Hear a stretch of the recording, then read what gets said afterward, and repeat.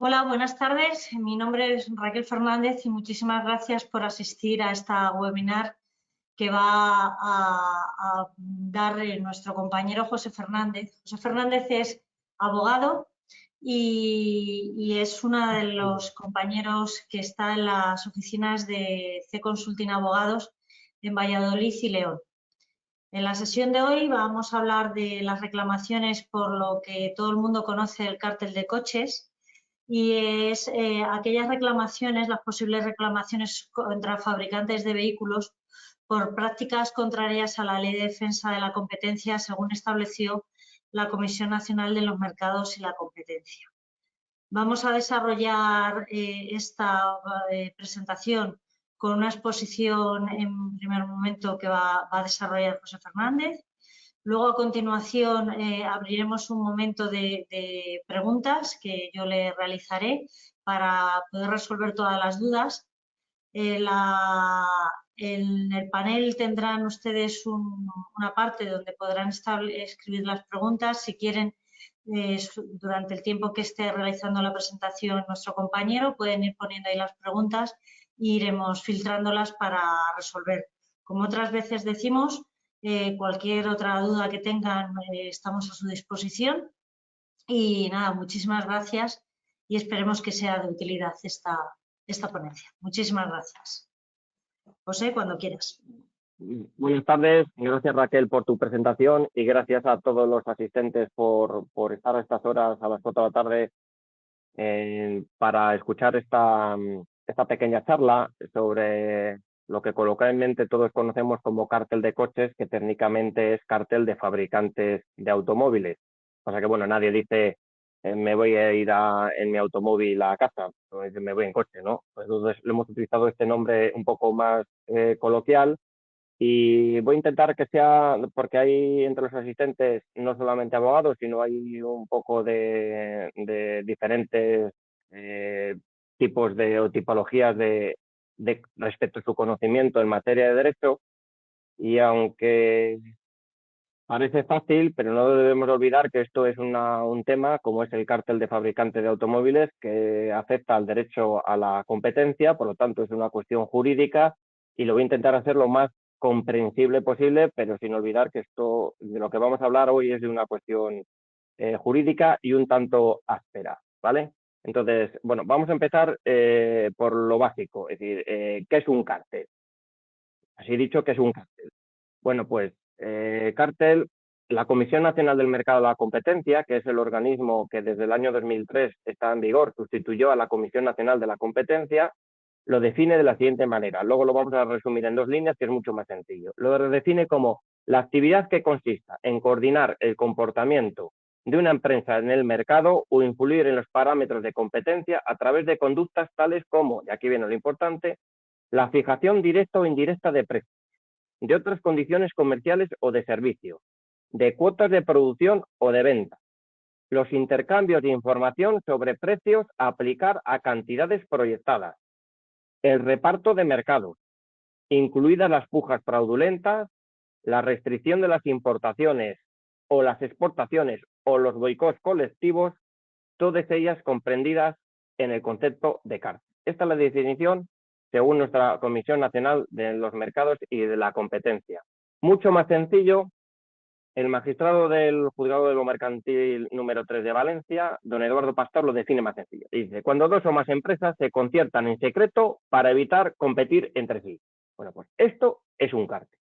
Y tenemos, pues, claros ejemplos, y así lo vais a entender de una forma más gráfica, cárteles que habían existido un poquito antes que este cártel del fabricante de automóviles, como son, por ejemplo, el cártel que hubo sobre los sobres, que duró desde 1977 a 2010. ¿Y en qué consistió ese cártel? Se repartieron los mercados. La multa que les pusieron a todas las empresas que hacían sobres fue de 44 millones de euros. Cuando todos vamos a votar en las elecciones, metemos nuestro voto en un sobre. Bueno, pues las empresas que hacían estos sobres estuvieron actuando como cártel desde las primeras elecciones democráticas hasta el año 2010. ¿Qué es lo que hacían? Se ponían de acuerdo y se repartían el mercado. Tú licitas allí en Castilla y León, tú licitas en Galicia, etcétera, etcétera, ninguno nos pisamos y se quedaban con todas las adjudicaciones cuando el gobierno o las diferentes comunidades autónomas sacaban a concurso pues para la compra de los sobres para los votos. Eso es un cártel. ¿Cártel más reseñado? El cártel de la leche. El cártel de la leche lo que hicieron fue intercambiar información entre diferentes industrias lácteas con tal de rebajar el precio de la leche que compraban a los ganaderos. Bueno, pues así estuvieron actuando como cártel desde el año 2001 al 2011 y fueron sancionados.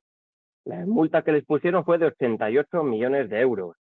Y más recientemente, que es otro cártel muy conocido, ha sido el cártel de los camiones. Vale, aquí, ¿qué es lo que ocurrió? Que los principales fabricantes de camiones que comercializaban sus camiones en la Unión Europea desde 1997 a 2011 se pusieron de acuerdo en fijar los precios brutos de sus vehículos y se pusieron de acuerdo en retrasar la introducción de tecnologías para reducir los gases contaminantes y pasar de la Euro 3 a la Euro 6, se pusieron de acuerdo en retrasarlo lo máximo posible hasta que no tenían más remedio ya que implantarlo, ¿no? por normativa. Podían haberlo hecho antes, bueno, pues decidieron todos llevarlo hasta el final. Y de esa manera, pues actuaron como cárteles de camiones. ¿Qué es lo que supuso esto? Bueno, pues que la multa que le puso la Comisión Europea batió el récord, 2.926 millones de euros a los diferentes cárteles de camiones. Aquí en la presentación os indico en el artículo 1 de la Ley de Defensa de la Competencia, que es del año 2007, esta ley de Defensa de la Competencia, es la ley 15/2007 de 3 de julio, define en su artículo 1 lo que he hablado ahora de lo que es un cártel y lo llama conductas colusorias, es decir, son las conductas prohibidas. Y entre ellas habla de lo que es el intercambio de información entre empresas. Pues esto es lo que ha tenido lugar en el cártel de fabricantes de automóviles. Un intercambio de información estratégica entre los diferentes fabricantes, 32 marcas de vehículos, en el cual compartieron información y que principalmente los principales afectados, como ahora iremos viendo, fueron los concesionarios y de forma indirecta los adquirientes de los vehículos. No voy a entrar en la definición de lo que es repartir mercado, puja fraudulenta, boicots colectivos, porque nos llevaría mucho tiempo. Sencillamente es para que os quedéis claro qué es un cártel, que es esa coordinación que hay entre empresas para, como dice el magistrado Eduardo Pastor, para no competir, y con eso ya tenemos claro lo que es el concepto de cártel y ya hemos visto los ejemplos que pues. ¿Qué es lo que pasó en el año 2015? Que es cuando tiene lugar la resolución por parte de la CNMC en el cártel este del fabricante de automóviles. Bueno, pues para que os hagáis una idea, en el año 2015 la Comisión Nacional de Mercado de Competencia, entre todas las sanciones que impuso, alcanzó la cifra de 549 millones de euros, de los cuales 506 millones, la fuente es la propia Comisión Nacional de Mercado de Competencia, su página web, de los cuales de esos 549, 506 fueron por las sanciones impuestas a empresas que conformaban cárteles, es decir, más del 90% total de las sanciones correspondían por actuar como cártel. Ya he dicho, los más famosos o los más conocidos, hay cárteles de todo tipo, incluso hay cárteles más cercanos a nuestro sector, ¿vale? Hay un cártel de consultoras y ahí estáis pensando en las principales consultoras del país, bueno, pues también han sido objeto de sanción por parte de la CNMC por actuar como veáis, en todos los aspectos, pues también se puede actuar como cártel. Los más famosos, repito, son los fabricantes de automóviles, como es el caso que estamos hablando, concesionarios de automóviles, y eso me va a obligar a diferenciar brevemente lo que es el cártel de fabricantes del cártel de concesionarios, porque se solaparon desde un punto de vista geográfico parcialmente y desde un punto de vista temporal con el cártel de fabricantes de automóviles. Por eso no hay que confundirlo. Empresas de gestión de residuos, industrias lácteas, como hemos hablado, fabricantes de cartón y papel ondulado, También actuaron como cártel las grandes petroleras y empresas de distribución de combustibles e hidrocarburos, entre otros. Hay también cártel del cemento, etcétera. Es decir, hay de muchos sectores y si entráis en la página web de la Comisión Nacional del Mercado de Competencia podéis ver los expedientes que hay ahora en tramitación. Vale. Una vez aclarado esto y sabiendo que es un cártel y que esto afecta a todos los sectores de la economía, vamos a centrarnos ya en el cártel de fabricantes de automóviles. El cártel de fabricantes de automóviles tiene lugar como consecuencia de una resolución de la CNMC de 23 de julio del 2015, que es diferente del cártel de los concesionarios de automóviles, que esto afectó, fueron 8 cárteles distintos de concesionarios que afectó a la mitad de las marcas y que fueron sancionados en 2015 y 2016.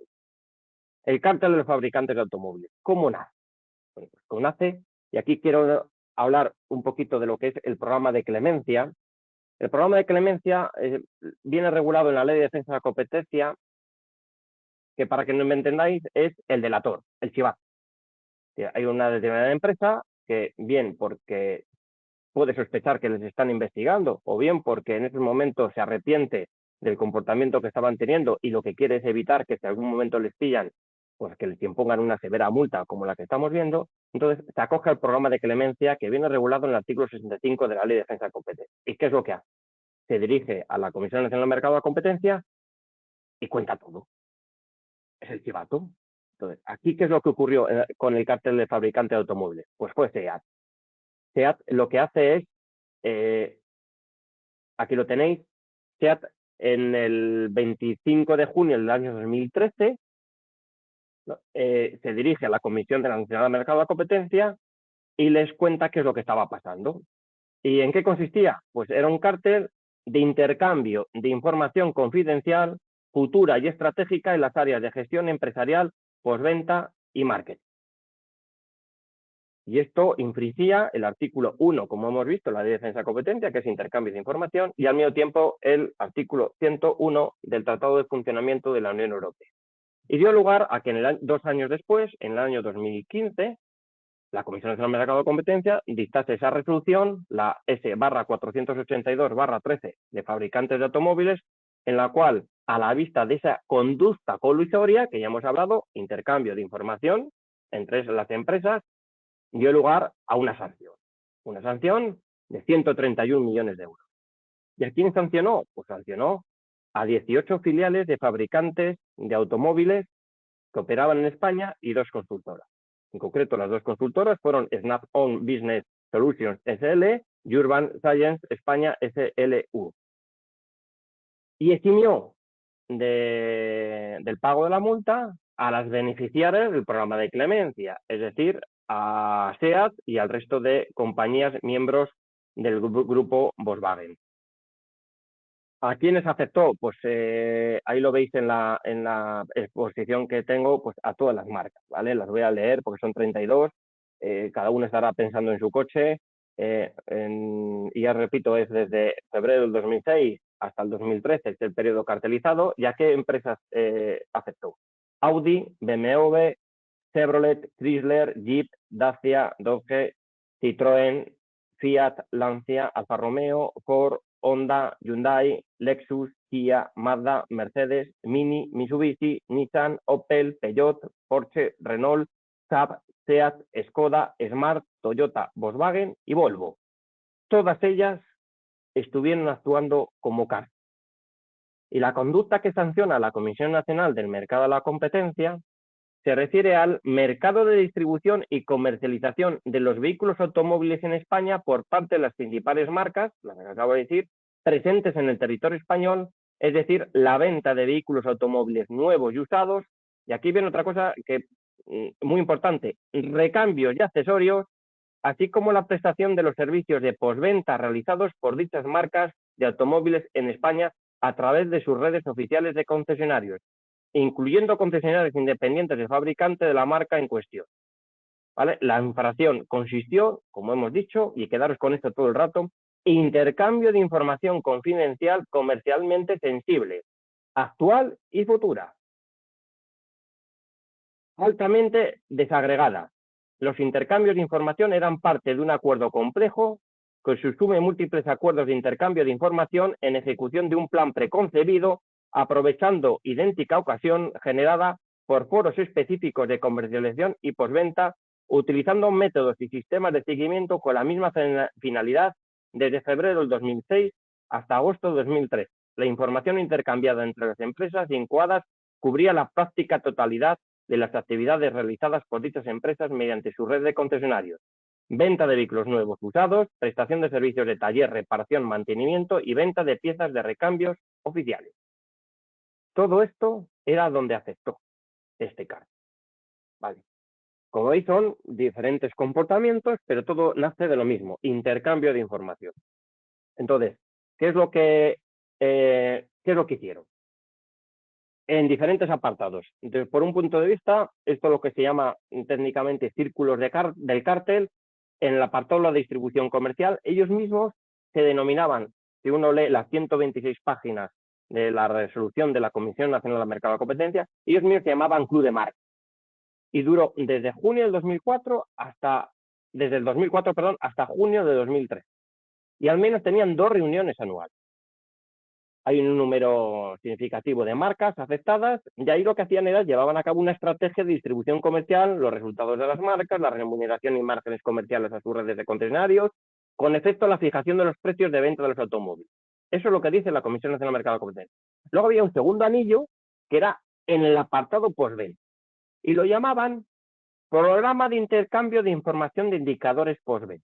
Bueno, pues esta otra línea de actuación que tenían, prohibida, era de marzo de 2010 hasta al menos agosto de 2003. Y se llamaban Foro de Directores de Postventa y tenían reuniones cuatrimestrales. Afectó también a otra serie de marcas. Y por último, el marketing. ¿Cómo se llamaban? Jornada de Constructores.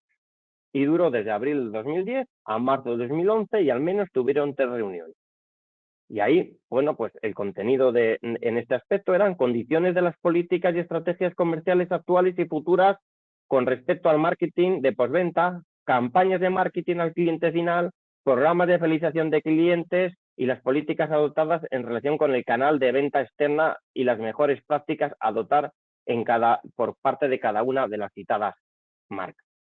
Bueno, como vemos, este intercambio de información afectó a estos aspectos. Vale, ¿qué es lo que hicieron?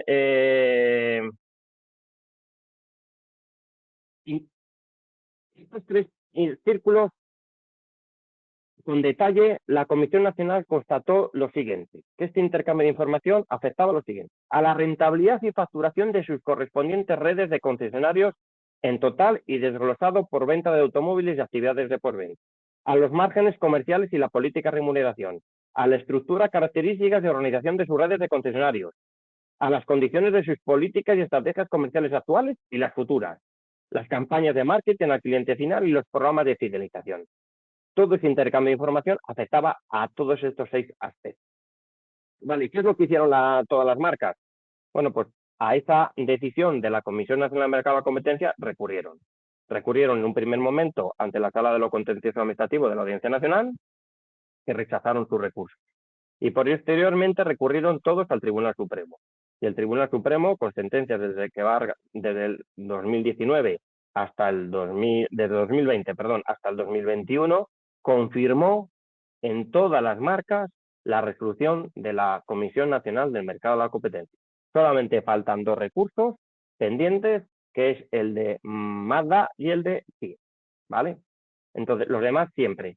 Incluso el Tribunal Supremo viene a decir, y ahí viene en la presentación, no quería comentarlo, prefería poner el mismo texto que indica el Tribunal Supremo, es: en conclusión, el mensaje de siempre: el intercambio de información entre competidores implicó un aumento artificial de la transparencia en el mercado al desvelar factores relevantes relativos a los precios y condiciones comerciales que resulta incompatible con la exigencia de autonomía que caracteriza el comportamiento de las empresas en el mercado en un sistema de competencia real. Y se indican los fundamentos del derecho de cada una de las sentencias que ha dicho que han confirmado la resolución por parte del Tribunal Supremo. Aquí en esta presentación he puesto todas las marcas, cuál es la cuantía de la multa que le impusieron a cada marca, cuándo fue revisado, tuvo lugar la sentencia del Tribunal Supremo, incluso la indicación, por si alguno quiere buscarla, está en una base de datos, también hago indicación a ella.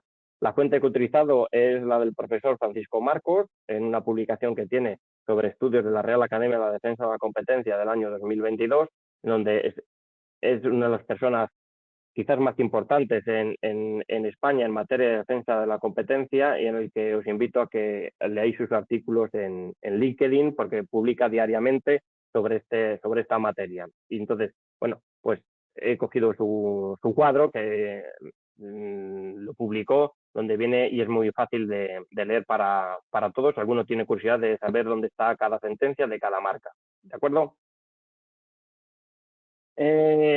Hemos comentado que había un cartel de concesionarios de vehículos, que es distinto que el cartel de los fabricantes.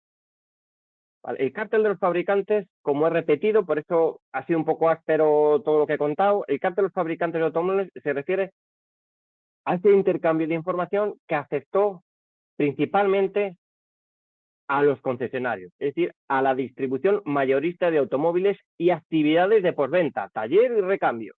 Vale, el cartel de concesionarios de automóviles afectó ya a la distribución minorista, es decir, la mayorista desde el fabricante al concesionario, la minorista desde el concesionario al adquirente, ya al comprador del vehículo. Vale. Fueron 8 cárteles. Estos 8 cárteles no afectaron a todas las marcas. Fueron 8 cárteles que afectaron a las marcas Audi, Seat, Volkswagen, Skoda, Toyota, Land Rover, Hyundai, Opel, Chevrolet, Nissan y Volvo. 8 cárteles. Vale, y aquí de nuevo vuelve a tener otra vez lugar lo mismo. Os he contado lo del programa de clemencia. Bueno, pues en el programa de clemencia nos encontramos que todo esto vuelve otra vez a surgir como consecuencia de que SEAT, el 24 de abril de 2014, se vuelve a acoger al programa de clemencia. Vuelve otra vez a ser el delator, el que le cuenta a la Comisión Nacional del Mercado de la Competencia lo que estaban haciendo los concesionarios. Y entonces, otra vez tira del hilo la Comisión Nacional del Mercado de la Competencia, lleva a cabo inspecciones en todas las sedes, incluso en varias consultoras, y lo que tiene lugar es la sanción a esas 2 consultoras, a 84 concesionarios y 2 asociaciones de concesionarios con multas por un importe superior a los 23 millones de euros, ¿no? Pero, repito, quedaros con la cosa que fabricantes de vehículos, distribución mayorista, concesionarios de vehículos, distribución minorista. Coincidieron en el tiempo. Eso es lo que luego vamos a ver, que va a dificultar identificar el daño, el nexo causal entre el daño y la conducta colusoria y su cuantificación económica. Porque en algunos casos van a solaparse el cártel de fabricantes de automóviles con el cártel de los concesionarios de automóviles, en algunos puntos geográficos del país y en algunos espacios de tiempo. ¿Por qué? Porque el cártel de concesionarios de automóviles fue de marzo del 2006, recordemos que empezaba en enero el de fabricantes, y duró hasta junio del 2013. Por eso vemos ahí que se solaparon en el tiempo, no todo el país, pero sí en algunas zonas, por aspectos distintos. El de fabricante de automóviles era por un intercambio de información, y ahora os digo, el del concesionario de automóviles fue también por una infracción del artículo 101, como no puede ser de otra manera, y del artículo 1 de la Ley de Defensa de la Competencia. Y lo que viene a decir la resolución de la Comisión Nacional del Mercado de la Competencia es lo siguiente: este cártel ya no fue intercambio de información, sino que consistió en la fijación de precios y condiciones comerciales y de servicio, descuentos máximos sobre el precio recomendado, valores máximos de tasación de vehículos usados, extensiones de garantía, condiciones de venta y comerciales, condiciones de financiación, campañas comerciales y obsequios permitidos, etc. Esto es en lo que consistió la infracción del cártel de los concesionarios, muy distinto al cártel de los fabricantes. Y dice la comisión: en este caso, en el de los concesionarios, el precio final se ha determinado por los concesionarios de las marcas participantes en los cárteles de las zonas geográficas repetidas a través de los distintos elementos sobre los que coordinaban su política comercial, lo que no implica necesariamente una simetría exacta a los precios finales de venta al público aplicados por los concesionarios, pero sí una coordinación que persigue en última instancia garantizarles un determinado margen comercial, evitando su funcionamiento competitivo de mercado. Como veis, son cuestiones distintas, pero que de alguna manera confluyen. ¿Vale? ¿Qué es lo que ha pasado en el concesionario de automóviles? Concesionarios de automóviles, que ha habido cerca de 20 sentencias, en las cuales tan solo 6 han sido estimatorias, concediéndole al comprador final del vehículo una cantidad de unos aproximadamente 2.000 euros, no más, y el resto de sentencias han sido desestimatorias con imposición de costes. Los informes periciales que se han aportado en estos procedimientos, pues se les critica que han sido muy genéricos, muy poco precisos, la metodología era errónea y que utilizaban una horquilla de sobreprecio del 10 o 15%, utilizando como parámetros porcentajes que se han aplicado en otro tipo de cárteles en el pasado. Entonces, no reunían la rigurosidad necesaria, y las veces que se han estimado estas sentencias, lo que ha sido el juez el que, a la vista de que cuando hay un cártel hay una presunción de daño, porque lo dice así la ley y la directiva que regula la directiva del 104/2014, que regula esta en materia de defensa de competencia, establecen que cuando hay un cártel se presume que hay un daño. Entonces, aunque no se acreditaba suficientemente el daño, el juez estimó un 5%. Entonces, la estimación fue por parte del juez haciendo una presunción. Y eso es lo que ha ocurrido, o la experiencia que tenemos cercana referente a automóviles. Vale. Ahora ya, si nos vamos a lo que es puramente el cártel de fabricantes de automóviles, como ya sabemos lo que dice la sanción, la resolución de la Comisión Nacional del Mercado de la Competencia, y sabemos que ha sido un intercambio de información, bueno, vamos a ver ahora entonces ya, si yo he comprado un coche a una marca que está cartelizada y en un determinado periodo de tiempo, que hemos visto que es de enero del 2006 al 2013, bueno, ¿y ahora yo qué hago? Bueno, pues son 7 millones de vehículos afectados en el país y van de las matrículas de la DWTAHSK, esas son las matrículas afectadas. La acción es una acción follow-on. Recordemos que todo esto a materia de derecho a la competencia tiene sus antecedentes en el derecho anglosajón, y por eso utilizan muchas veces terminología anglosajona. Y la acción follow-on, a diferencia de la stand-alone, es que follow-on es que está condicionada por lo que ya ha establecido una resolución de un organismo administrativo en materia de competencia. Es decir, que cuando se presente este procedimiento no hay que demostrar la conducta colusoria, el intercambio de información. Eso ya está aprobado. Eso ya está aprobado, no hace falta probarlo. En la acción standalone sí que hay que probarlo y es un pelito mucho más complicado. Aquí es una acción follow-on, es decir, yo demando, porque ya la Comisión Nacional del Mercado de Competencia, usted ha demostrado que usted me infló el precio del coche. Entonces yo eso ya no lo tengo que acreditar, eso ya está acreditado, y ahora voy a presentar la demanda y ahora vemos cuál es la cuestión nuclear en este tipo de procedimientos. La legitimación activa la tienen los concesionarios en primer lugar y posteriormente los propietarios de vehículos adquiridos.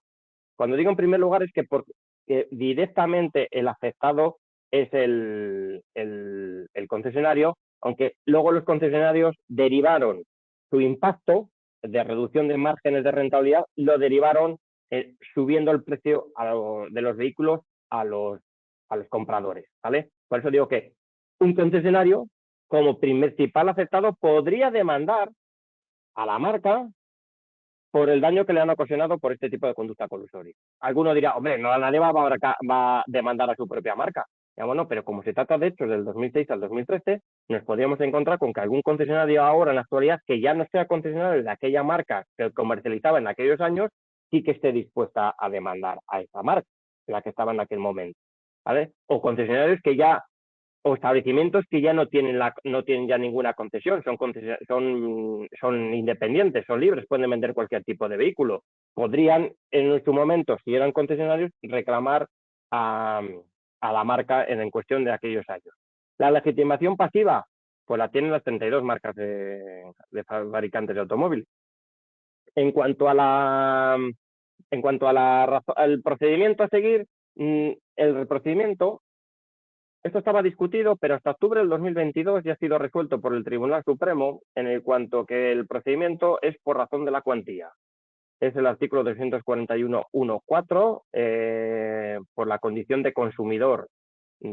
Como veis, nos estamos centrando en los consumidores, no nos estamos centrando en esta reclamación por parte de los concesionarios, que los concesionarios no tienen la condición de consumidor, y entonces ellos tendrían que irse por razón de la materia directamente al ordinario. Pero aquí los consumidores, por razón de la cuantía que reclamen, sí que va a ser ese el objeto de o bien juicio verbal o juicio ordinario. Y así en octubre del 2022, a raíz de varios conflictos de competencia territorial entre juzgados de lo mercantil de Zaragoza, Barcelona y Madrid, el Tribunal Supremo estableció lo siguiente, que deben tramitarse en función de la cuantía reclamada conforme a la sección contenida en el 249.1.4 de la Ley de Enjuiciamiento Civil, y en ambos conflictos, dadas las cantidades reclamadas, allí eran cantidades muy pequeñas, 1.000 y pico euros, corresponde el trámite al juicio verbal, lo que no supone merma de derechos para las partes y se acomoda a los principios de efectividad y equivalencia que impone la Directiva 2014/104. En cuanto a la competencia territorial, también lo deja claro que es de aplicación el artículo 52.3 de la Ley de Enjuiciamiento Civil, es decir, cuando el demandante es consumidor y el demandado tiene domicilio en España. Recordemos que las que se ha sancionado es a las filiales de las marcas en España. Es decir, que Mercedes, por ejemplo, tiene su sede social en Alemania, pero aquí la Comisión Nacional del Mercado de la Competencia sancionó a la filial de Mercedes en España. Por lo tanto, los demandados, al tener todos domicilio en España, excluye la aplicación del reglamento 1215/2012 y, por lo tanto, la competencia es de jurisdicción española y en aplicación del 52.3, como es un foro especial cuando el demandante es consumidor, pues luego en aplicación de ese precepto el propio demandante puede elegir su propio domicilio o el domicilio del demandado. Y además razona el Tribunal Supremo que la aplicación del fuero previsto en el artículo 52.3, basado en la condición del demandante, satisface mejor el principio de efectividad y de pleno resarcimiento que impone la directiva, con lo cual es una cuestión que debe el demandante elegir cuál de los dos fueros. Otro tema que hasta mayo del 2022 era un tema controvertido es el tema de la prescripción. Bueno, pues esto ya ha sido resuelto por la Sala Primera del Tribunal de Justicia de la Unión Europea, la sentencia 22 de fecha 22 de junio del 2022, en el caso de DAF contra otros, y es en aplicación del artículo 74.3 de la Ley de Defensa de la Competencia. No me voy a extender en lo que dice la sentencia, pero lo que indica es que si se considera que el dies a quo, es decir, cuando se puede presentar la demanda, es la fecha de confirmación de la resolución en la jurisdicción contenciosa administrativa, que aquí ha sido el Tribunal Supremo, 2021, cabría considerar aplicable el nuevo plazo de prescripción de los 5 años previsto en el artículo 74.3 de la Ley de Enjuiciamiento, de la Ley de Defensa de la Competencia. Una vez establecido esto, es decir, ya tenemos nuestra demanda, sabemos que mi vehículo lo compré en el periodo cartelizado, de la marca cartelizada, ya sé a quién tengo que dirigir la demanda, ya sé en qué procedimiento tengo y dónde voy a presentar la demanda. Y bueno, ¿y ahora qué hacemos? Bueno, pues ahora viene lo importante, ¿no? El informe pericial. Sin informe pericial no se puede reclamar presentar una acción por este tipo de daños y perjuicios por conductas colusorias, es decir, antitrust, ¿vale? Como así se indica. Entonces, en este informe pericial debe de identificarse el daño indemnizable provocado por la conducta sancionada, es decir, por este intercambio de información. Hay que identificar cuál es el daño indemnizable, el nexo causal entre el daño que hemos identificado y el perjuicio sufrido y la conducta sancionada, y la cuantificación del daño. Y aquí vamos a ver cuál es el papel de la Comisión Nacional del Mercado de la Competencia como colaborador en su cuantificación lo que se califica como la doctrina el amicus curiae. Vale. En cuanto al daño. El cártel, como hemos indicado todo el rato, y por eso os he dicho que accedáis con esta copla, es intercambio de información entre competidores. Y eso de por sí ya condiciona su identificación. Es decir, ya sabemos que hay un intercambio de información. Pero ahora tenemos que demostrar que ese intercambio de información y esa presión de las marcas cartelizadas sobre los concesionarios se tradujo en un daño a los adquirentes de los vehículos. Como hemos indicado, el mercado directamente afectado por esta conducta, ¿vale? Por ese intercambio de información, era la distribución mayorista de automóviles, nuevos y usados, y en las actividades de postventa. Curiosamente, como habéis visto en muchos medios de comunicación, todo el mundo siempre ha hablado de la posibilidad de los compradores de coches de reclamar a las marcas. Nadie ha hablado de qué ha pasado cuando hemos comprado o hemos llevado nuestros vehículos a las revisiones y nos han puesto piezas de recambio de la marca, que también estaban inflados esos precios. Eso sería también objeto de reclamación. Pero a diferencia de otros cárteles, sí que venían parámetros económicos financieros relativos a rentabilidades, etcétera. Aquí no consta en la resolución de la Comisión Nacional del Mercado de la Competencia ningún tipo de criterio de cuantificación económica.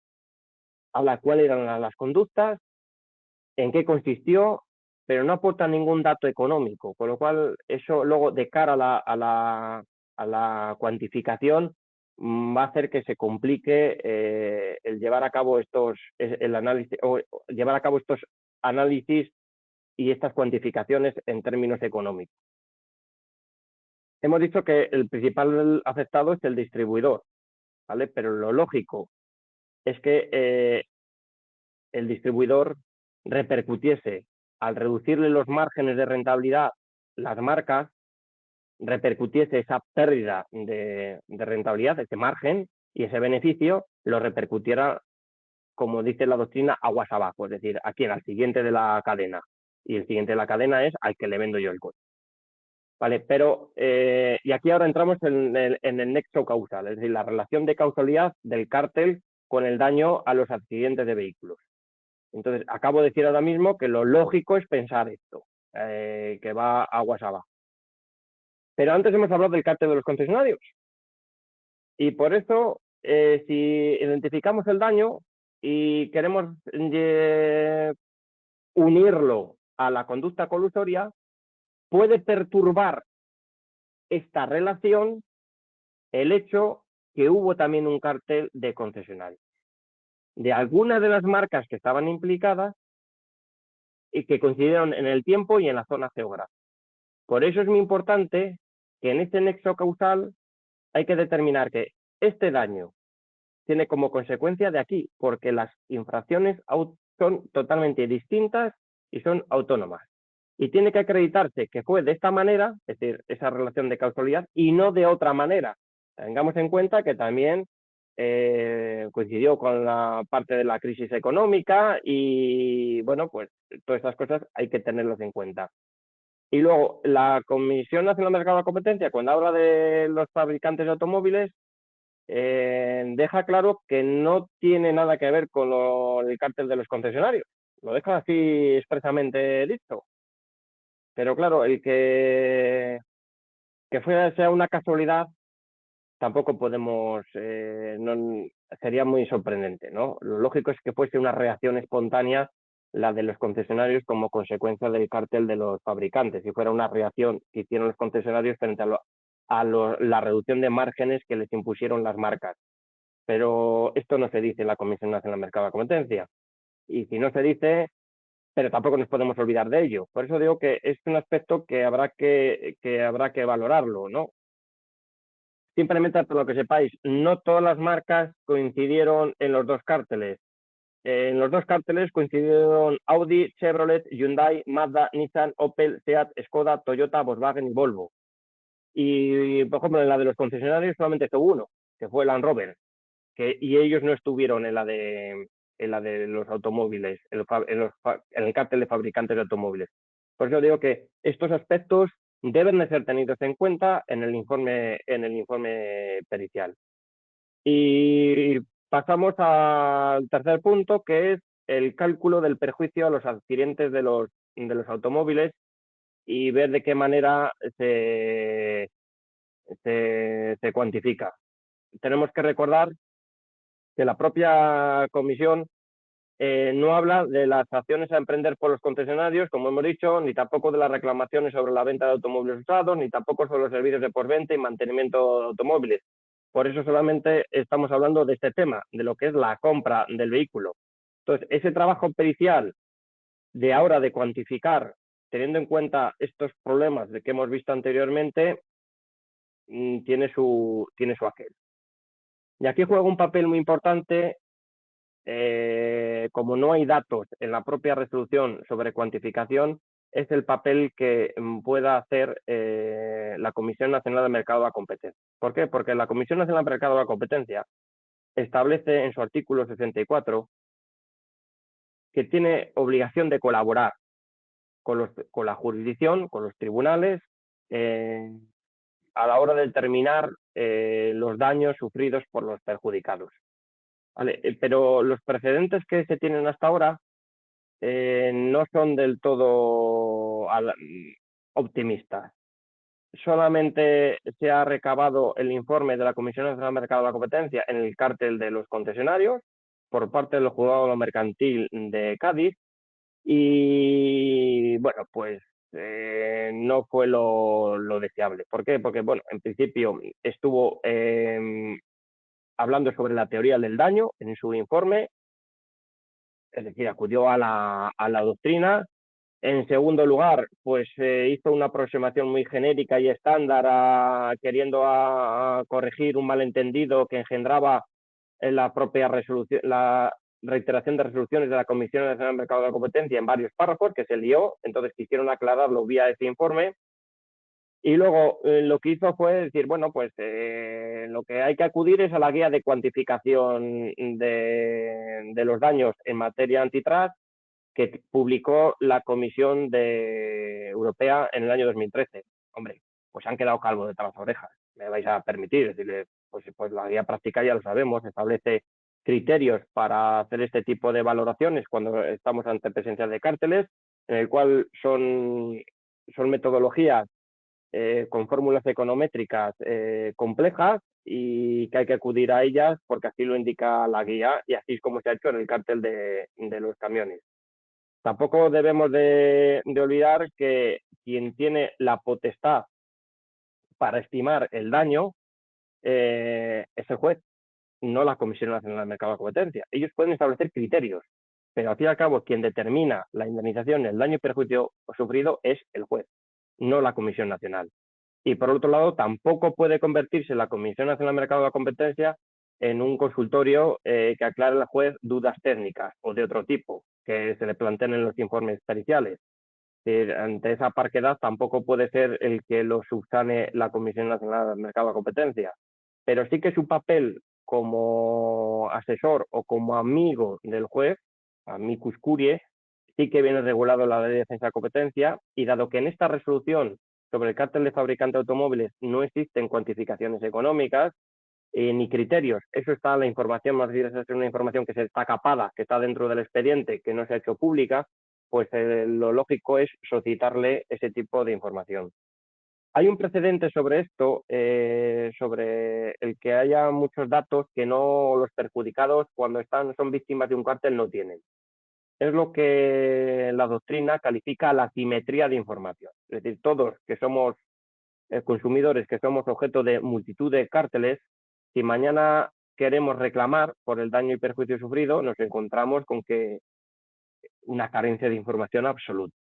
No son todos los cartelistas, se reúnen, vamos a decir, en la sombra y en la oscuridad, se cruzan correos electrónicos donde llegan a sus pactos y acuerdos y eso no son públicos, evidentemente. Entonces te dificultan mucho en la cuantificación. Entonces, por eso se modificó la Ley de Enjuiciamiento Civil con ocasión de la transposición de esta directiva y lo que es el artículo 283, quiero recordar, de la Ley de Enjuiciamiento Civil, que eso es lo que se llama diligencias de acceso a fuentes de prueba, y es con anterioridad a presentar la demanda, solicitar al demandado, es decir, al cartelista, que te permita acceder a determinada información que era la que ellos se cruzaban. Entonces se lo pides al juez y el juez te lo autoriza. Vale, esto se ha hecho en los cárteles de camiones. Los demandantes han solicitado a pues, estas marcas, que antes hemos hablado de las marcas que todos conocéis de camiones que se comerciaban en Europa, les solicitaban determinados datos que solamente ellos tenían. Y los jueces han accedido y es lo que se llama un data room, es decir, una habitación de datos. Va el demandante con sus peritos, está allí los abogados del demandado con sus peritos, se firman unos acuerdos de confidencialidad y te permiten el acceso a determinados datos que el juez en la diligencia valoró y consideró si había que enseñarlos o no. De esa manera te mostraban una serie de datos y tú podías luego hacer tu informe pericial. Aquí también en el cártel de fabricantes de automóviles se podría hacer lo mismo, solicitar ese tipo de datos. De hecho, que la propia Comisión Nacional del Mercado de la Competencia en el cártel de los concesionarios de automóviles pues indicó que eso se podría hacer también en este caso. La experiencia, por lo menos personal, en el tema de las data room no fue buena. Es decir, no te enseñaban los datos, te ponían un ordenador, multitud de hojas Excel, no te permitían darte esa información en un USB, solamente te permitían ver los datos y si querías tomases tu nota, con lo cual te obligaba a levantarte y decirle al juez, oiga, que es que hay multitud de datos que no me los dan ni siquiera en un USB. Entonces, bueno, dio lugar a discusiones que al final se vio que era no más que nada una pérdida de tiempo. Entonces, bueno, pues esta es la situación en la que nos encontramos sobre la complejidad de este tipo de procedimientos. Y luego me imagino que queréis ver un poco, ya os he dicho que los cálculos medios son 7,5 millones de vehículos afectados. Como estamos hablando del 2006 al 2013, pensad que estamos hablando de una antigüedad media del año 2009, en función de estos vehículos que se adquirieron, según los primeros datos de los equipos periciales con los que yo antes para preparar esta charla he contrastado con ellos. Los datos que tienen analizando, y aquí hay que darse cuenta que como son informes muy complicados, manejan millones de datos estos equipos compuestos de ingenieros y economistas para realizar estos complejos informes, pues me indican que el valor medio está en torno a los 22.070 euros y la indemnización estaríamos hablando entre el 7 y el 8% más intereses desde la fecha de compra. Es decir, que estamos hablando en torno a los 2.400 euros de indemnización por vehículo. No más. Estas son las sentencias a fecha 4 de febrero que ya se han dictado en España a raíz de este cártel, el cártel de los fabricantes de automóviles. Y bueno, pues estamos hablando que son 19 juzgados en lo mercantil, ¿vale? Que ya han dictado sentencia, 39 sentencias para ser exacto. Casi el 70% están en CENDOC. He vuelto a utilizar la base de datos, el artículo del profesor Francisco Marcos, y de las cuales 19 sí que aceptan parcialmente las demandas, una de ellas una la acepta íntegramente y el resto las desestiman. Si veis no sé si se ve perfectamente, en las que los desestiman, en unos casos es prescripción, esta se presentó muy pronto antes de este criterio del Tribunal de Justicia de la Unión Europea. Falta legitimación pasiva, estamos hablando que los demandados son las filiales, no son los concesionarios, y la mayor parte de las veces que se desestiman es por insuficiencia probatoria, es decir, porque el informe pericial no ha sido preciso, se utilizan metodologías erróneas y basado en generalidades. Las que lo estiman parcialmente suelen estar los porcentajes en torno entre un 3%, un 5%, un 7%, un 10%.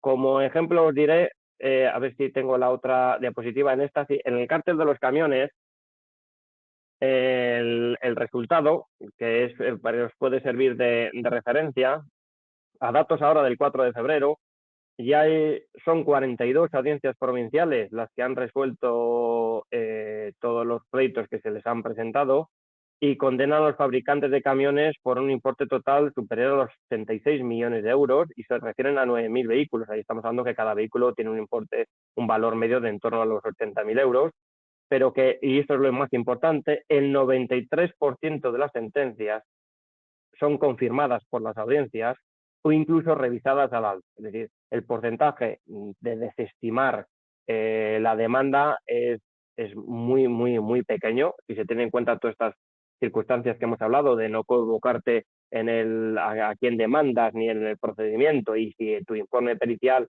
es medianamente correcto, los juzgados están estimando diferentes indemnizaciones. En este principio de año debería de haberse ya dictado la sentencia por parte del Tribunal Supremo, las primeras sentencias, quiero decir, referente a estos recursos de casación que han planteado frente a estas sentencias de audiencias provinciales, en las cuales esperamos que el Tribunal Supremo establezca un criterio más o menos claro sobre indemnizaciones en cárteles, como es de vehículos, y eso nos va a poder permitir también tener una referencia más, ¿no?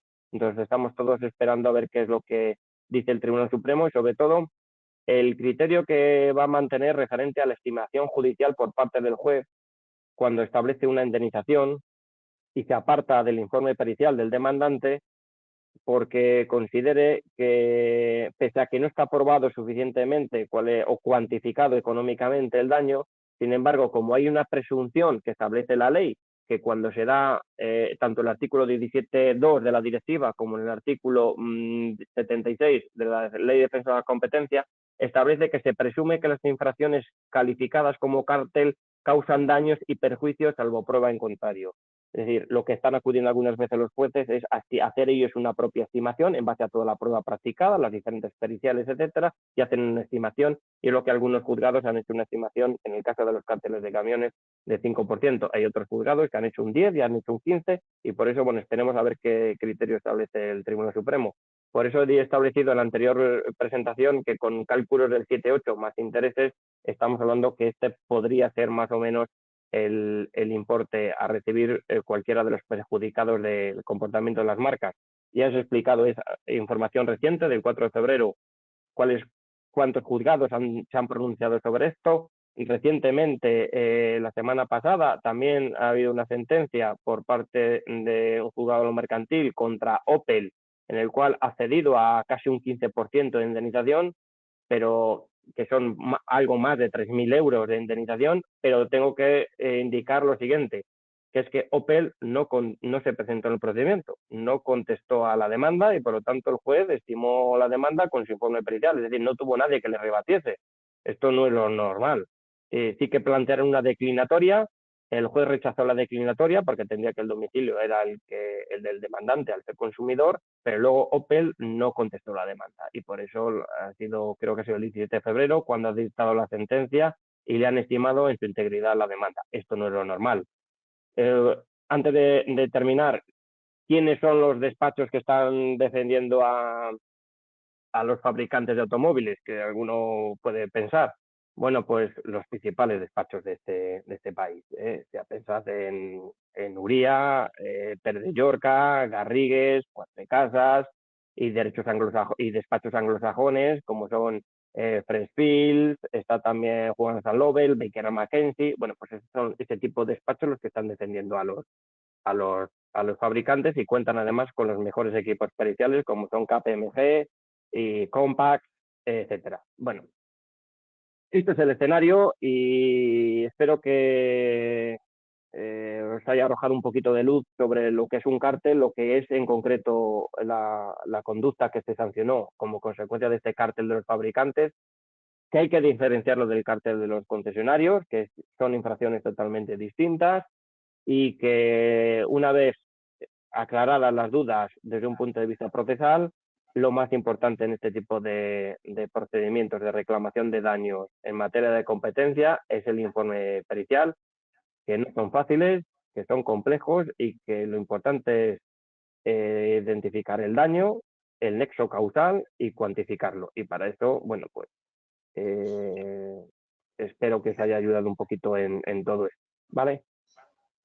Muchísimas No sé si gracias. queréis hacer alguna pregunta. Un momento, que acaba de entrar la primera.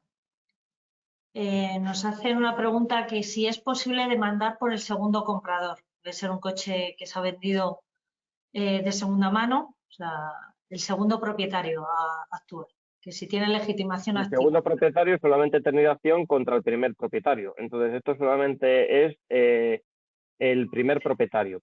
Una cosa clara, es decir, yo puedo haber comprado, por ejemplo, un Toyota, luego lo he vendido, pero sí que a mí se me provocó un daño cuando lo compré. Entonces, podría reclamar el daño como primer comprador. Otra cosa es que luego ya en el procedimiento, los abogados de Toyota me dirían, ya, y usted repercutió, que es lo que se llama el pasinón, usted repercutió parte de ese sobreprecio, ¿lo repercutió cuando usted luego lo vendió? Claro, eso es una cuestión, informe pericial, determinar si el primer adquirente trasladó ese sobreprecio en la segunda vez.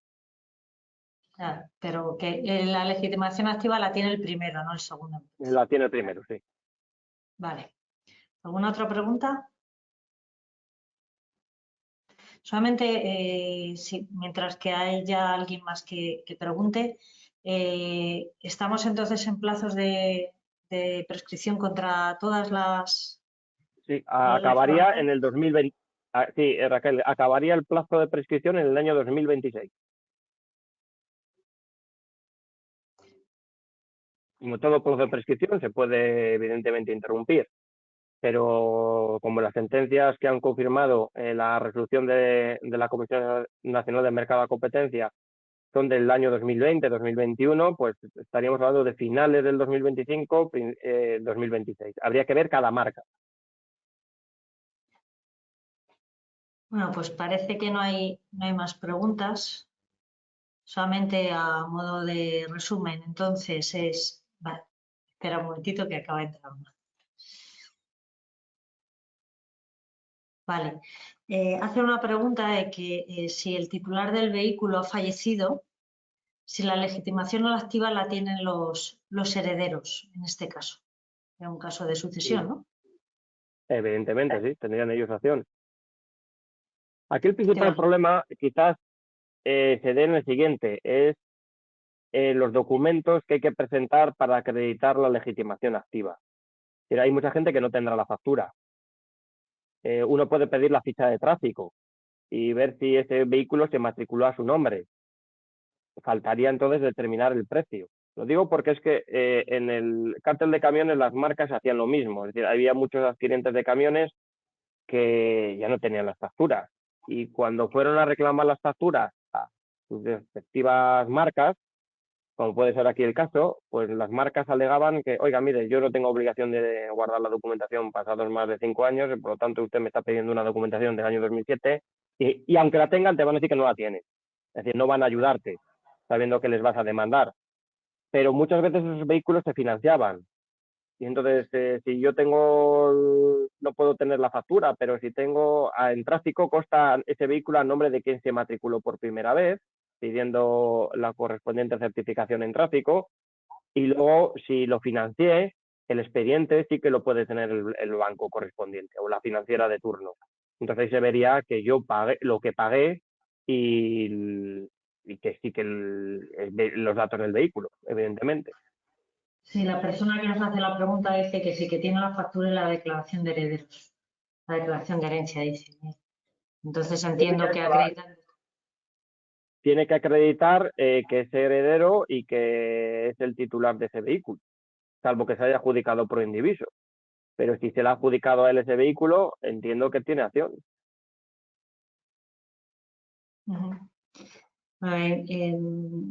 Poniendo el énfasis en una de las cosas que tú has dicho, la piedra angular de todo esto al final es la prueba pericial. Sin prueba pericial, Correcto. una prueba pericial vaga y concreta, la desestimación de la demanda es muy posible. En cambio, si se cuenta con un perito que fundamente bien eso, el éxito es mayor, ¿no? Correcto. Aquí, como son informes periciales muy complejos, mi consejo es que habría que acumular demandantes y una vez acumulado demandantes, elegir el domicilio de cualquiera de los demandantes, porque claro, el informe pericial lo van a impugnar los abogados del fabricante, evidentemente, y el perito va a tener que ratificarse. O sea, si un despacho tiene 50 afectados o 100, presentar 100 demandas es una locura porque el perito va a tener que ir a 100 demandas, a 100 vistas.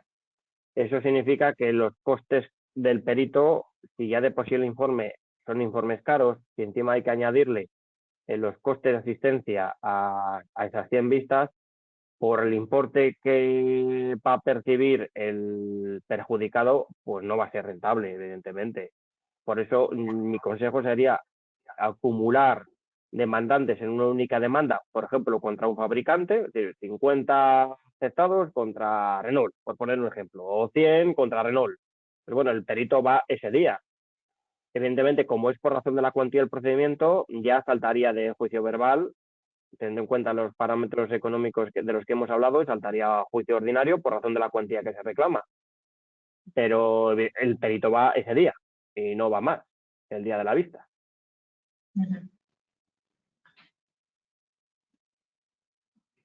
Hace una pregunta que si hemos acordado con alguna empresa de peritos algún precio. En ello estamos, ¿no, José? Sí, desde C Consulting Abogados C, que es lo mismo, bueno, pues ya hemos llegado a un acuerdo con un equipo de peritos que precisamente son los que formularon, hicieron los informes periciales en las demandas contra los fabricantes de camiones, y os tengo que decir que los informes periciales se estimaron en su integridad. Entonces, por eso es un equipo que cuenta ya con suficiente experiencia en este tipo de cárteles y otros, por ejemplo, el de las petroleras también han actuado, y es lo que nos da esa confianza. Bueno, confianza como para que os hagáis una idea de ir nuestro perito, igual que el de ellos, el de los fabricantes, al juzgado mercantil sin ir más lejos de San Sebastián, y cuando llega la prueba pericial y se ratifican los peritos, es decir, ¿me va a contar algo más que no me había contado de las 50 vistas anteriores? Porque ya me lo sé. Y lo mismo la pregunta le hace luego al perito del fabricante, es decir, que es que cuando luego esto ya son muy manidos, estas cuestiones ya esos informes periciales ya los conocen suficientemente. Pero, repito, para que sean estimados tienen que ser de equipos que tengan experiencia, y aquí en este caso, pues este equipo de peritos, pues estamos hablando de que son cerca de 50 personas utilizando software que analizan millones de datos y que analizan con inteligencia artificial, porque introducen numerosas variables. Pensad la base de datos con todos los modelos de vehículos, con todas sus variedades de todas estas marcas.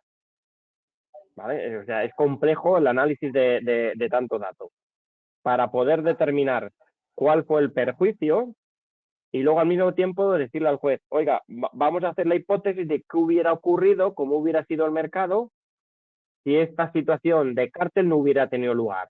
Y por eso hay que analizar el periodo, el previo y el posterior. Y entonces, en ese tramo, el anterior y el posterior al cártel, ver cómo evolucionaron los precios de los vehículos y ver la influencia que tuvo entonces el cártel en las ventas de vehículos durante el periodo cartelizado. Por eso digo que hay que analizar millones de datos para poder hacer esa cuantificación. Vale. Bueno, pues creo que hasta aquí podemos mantener esta presentación. Como siempre, quedamos a su atención en los correos de consultas, etcétera, si nos quieren enviar alguna pregunta. Y quedamos a su disposición y muchísimas gracias por asistir y esperemos verle en otras presentaciones que haremos más adelante sobre otros temas de actualidad. Muchísimas gracias. Muchas gracias, José. Muchas gracias, Raquel, y muchas gracias a todos los asistentes.